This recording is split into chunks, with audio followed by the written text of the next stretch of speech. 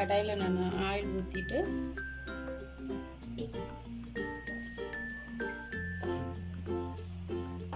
First நான் ladies finger fry பண்ணி எடுத்துக்கிறேன்.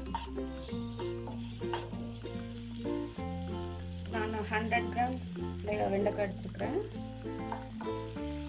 1/2 லிட்டர் தயிர், 1/2 லிட்டர் கர்டு வந்து மிக்சியில் போட்டு லைட்டாக ஒரு சுற்றி எடுத்து வச்சுருக்கேன். இப்போ வந்துட்டு நம்ம அதுக்கு அரைச்சி எடுத்துக்கலாம். என்னென்ன தேவையான பொருள்: க்ரீன் சில்லி, கொஞ்சம் கறி லீவ்ஸ், சின்ன வெங்காயம், garlic, 1/2 inch ginger, jeera, 1 cup coconut, இது கூட கொஞ்சம் மஞ்சத்தூள். இப்போ இதை வந்து நான் அரைச்சி இப்போ இந்த மாதிரி நான் பேஸ்ட் அரைச்சி வச்சுருக்கேன். இதை நம்ம கேரட் கூட சேர்த்துட்டு நல்லா கலந்து விட்டுக்கலாம்.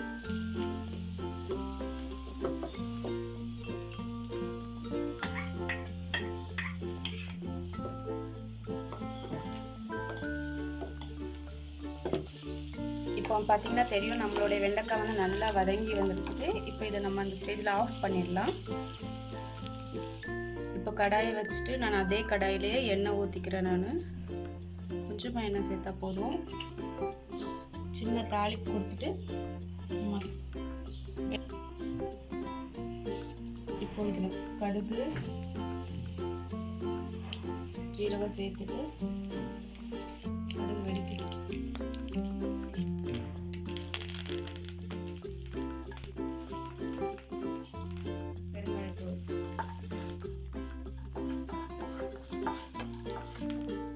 நம்ம வறுத்த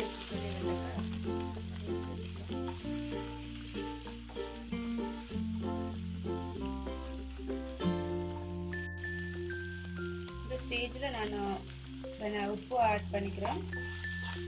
உப்பு சேர்த்துட்டு கொஞ்சம் ஃப்ரை பண்ணணும். நான் அப்போவே ஃப்ரை பண்ணும்போது வெண்டைக்காயில் நான் உப்பு போடலை.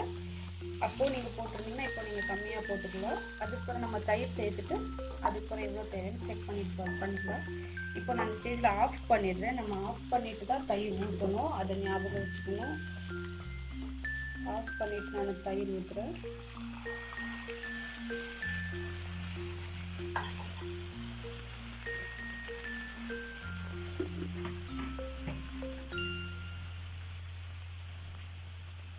கொஞ்சம் தேவையான அளவு தண்ணி சேர்த்துக்கலாம்.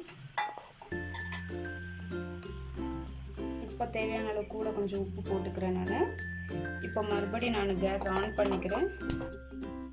சிம்மில் வச்சுட்டு நம்ம ஒரு 2 to 3 minutes கொதிக்க விட்டால் போதும். ரொம்ப கொதிக்க விடக்கூடாது, தயிர் ஒரு மாதிரி திரிஞ்சிடும். மோர் குழம்பு வந்து எப்போவுமே ரொம்ப கொதிக்கக்கூடாது.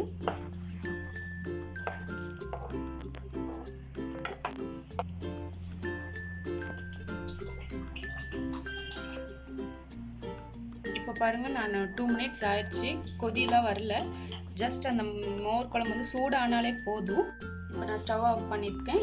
இதை நான் ஒரு பவுலில் மாற்றிக்கிறேன். நம்மளுடைய மோர் குழம்பு ரெடி ஆயிடுச்சு.